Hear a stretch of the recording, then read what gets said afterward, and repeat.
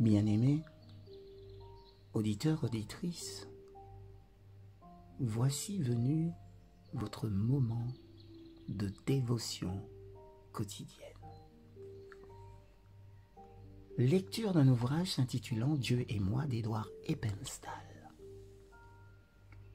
Suivre le Christ et non le moi.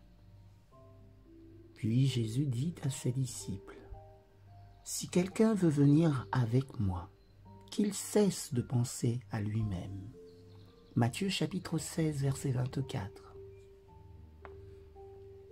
À cet appel du Christ pour notre vie s'oppose la passion pour l'honneur qui vient du monde, le désir d'être distingué.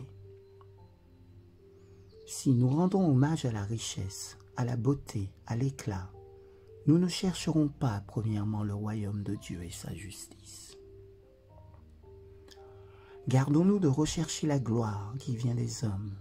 Ce désir nous détourne des normes morales et spirituelles auxquelles nous prétendons croire.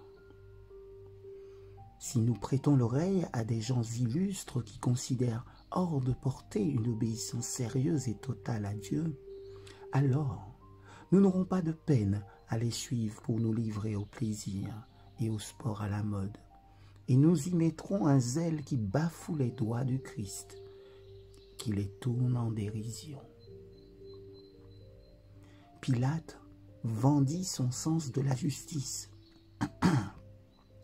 Il ordonna la crucifixion du Christ parce qu'il estimait que la faveur des chefs juifs, les ennemis de Jésus, était essentielle à la poursuite de sa carrière de haut fonctionnaire romain.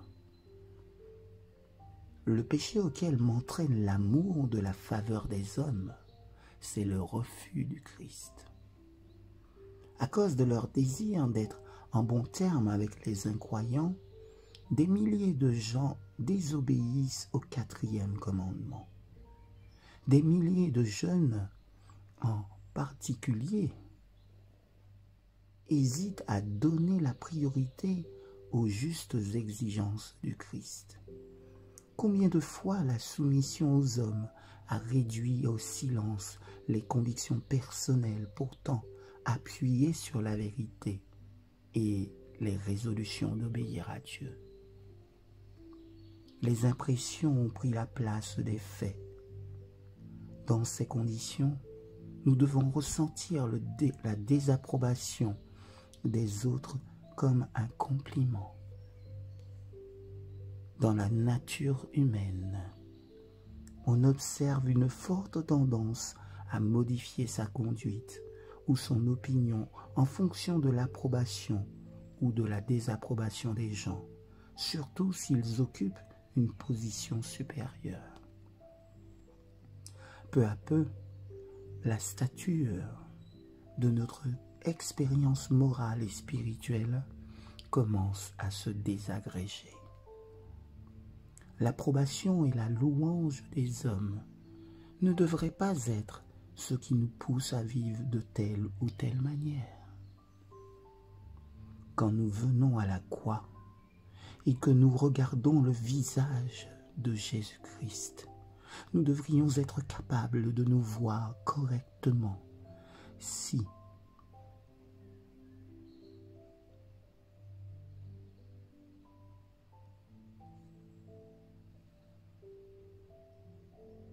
je reprends.